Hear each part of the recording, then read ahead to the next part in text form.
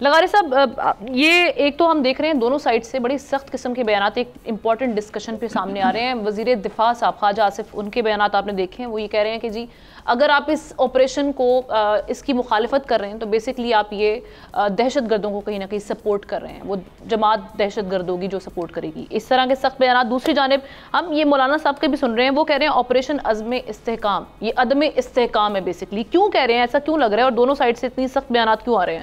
Convince کیوں نہیں کر پائے اس معاملے پہ سب؟ بہت شکریہ. میرا خیال ہے کہ جناب مولانا فضل الرحمان بہت منجھے ہوئے سیزن پولیٹیشین ہیں، اور خود ان کے اپنے زمانے میں انہوں نے سیاست جب شروع کی تو اس وقت ملک میں مارشل لا لگ چکا تھا.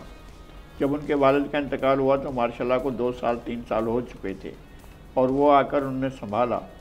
انہوں نے ایم آر ڈی کا حصہ بنے. حالانکہ ان کے والد نے جنرل ضیاء اللہ کی کابینہ میں شمولیت اختیار کی تھی، ان کی پارٹی نے جنرل ضیاء کی کابینہ کا حصہ رہی تھی، اور ان کے کئی وزیر بھی اس میں شامل ہوئے تھے. چلیں بھائی، مولانا صاحب آئے اور انہوں نے ایم آر ڈی میں شمولیت اختیار کی، اور پورے عزم کے ساتھ انہوں نے مخالفت بھی کی اور مارشل لا کی بھی مخالفت کی. لیکن مولانا نے گزشتہ 3 آپریشنز کی حمایت کی. آپریشن راہ نجات جو تھا، سوات میں جو آپریشن ہوا اس کی حمایت کی گئی. اس کے بعد آپریشن ضرب عضب کی حمایت کی گئی. اس کے بعد آپریشن رد فساد کی حمایت کی گئی. اور اب جو آپریشن عزم استحکام آ رہا ہے اس کو آپ عدم استحکام. لیکن انہوں نے نتائج پہ سوالیہ نشان آج لگا دیے تمام آپریشنز کے. نہیں، سوالیہ نشان تو سب کے ہو سکتے ہیں. میں بھی کہہ سکتا ہوں کہ جناب آپ نے ان آپریشنز کے دوران سینکڑوں افراد کو گرفتار کیا، ان کا ٹرائل ہمارے سامنے نہیں ہوا. کم از کم ہمیں معلوم نہیں ہے، ابھی بھی نہیں جانتے ہم کہ ایک مسلم خان نامی تھا جو ایک سر راہ چوراہے پر جو ہے ایک بچی کو لٹا کر اس پر کوڑے برسوا رہا تھا اور اس کو سزا دلا رہا تھا. اس کو کیا سزا دی گئی تھی؟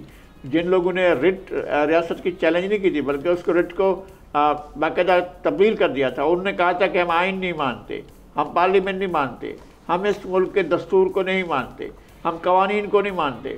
پھر ان کے ساتھ آپ نے کیا کیا؟ پھر جب دوبارہ آپریشن ہوا آپ کا، اور یہ ایک بڑا آپریشن تھا، آپریشن ضرب عضب، اور اس وقت جو آج مخالفت کر رہے ہیں اس وقت دھرنا دے کر بیٹھے ہوئے تھے. وہ دھرنا چھوڑ کر شامل ہوئے تھے اس آل پارٹیز کانفرنس میں، اور اس میں جا کر انہوں نے یہ خود ایکشن پلان جو ہے یہ بھی انہوں نے بنایا تھا. اچھا، پھر جب وہ آپریشن ہوا، اس آپریشن کے نتائج کیا ہوئے؟ جو لوگ پکڑے گئے تھے، جن نے کنفیشن کیا تھا، وہ کہاں ہیں؟ وہ لوگ جنہوں نے آ کر کنفیشن کیا تھا کہ ہاں ہم نے حملہ کیا تھا، ہاں ہم نے بچوں کو مارا تھا، ہاں ہم نے ریاست کی چیلنج کی تھی، ہاں ہم ہی تھے جنہوں نے یہ ساری وارداتیں کی تھیں. تو وہ کہاں ہیں اس وقت؟ آپ کے پاس ہیں؟ ان پر ٹرائل چلا، ان کا کیا ہوا وہ ہمیں معلوم نہیں ہے. آپریشن رد الفساد میں بھی آپ نے ہزاروں خاندانوں کو ڈسپلیس کیا. ان کی آباد کاری کیسے ہوئی؟ جو کچھ بھی ہوا بڑے مسائل کا شکار رہے ہیں.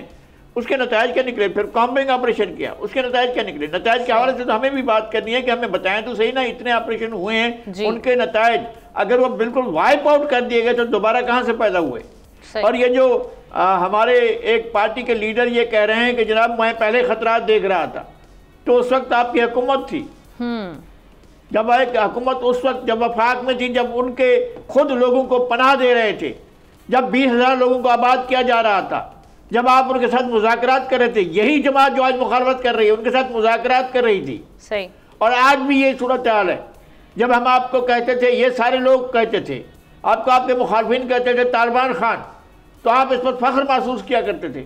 جب آپ کی ریٹ چیلنج ہو رہی تھی تو آپ کا آدمی چیخ رہا تھا کہ یہ غلط ہو رہا ہے، اور آپ ان کے ساتھ ڈائلاگ کر رہے تھے.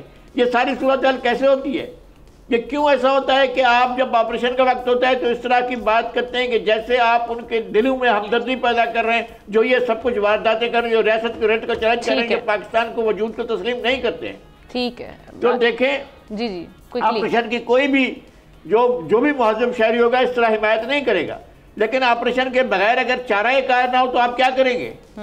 لیکن ٹارگیٹڈ آپریشن ہونا چاہیے، کیلکولیٹڈ آپریشن ہونا چاہیے، نتیجہ خیز آپریشن ہونا چاہیے. ایسا نہیں ہے کہ اندھا دھند جا کر لوگوں کے ساتھ وہ کیا جائے. پرامن شہریوں کو ہر صورت میں امن ملنا چاہیے اور ان کو امن امان سے رہنا چاہیے. اور جو لوگ شرپسندی کرتے ہیں، جو دہشت گردی ہیں، ان کو بالکل ان کے خلاف آپریشن ہونا چاہیے، سخت آپریشن ہونا چاہیے.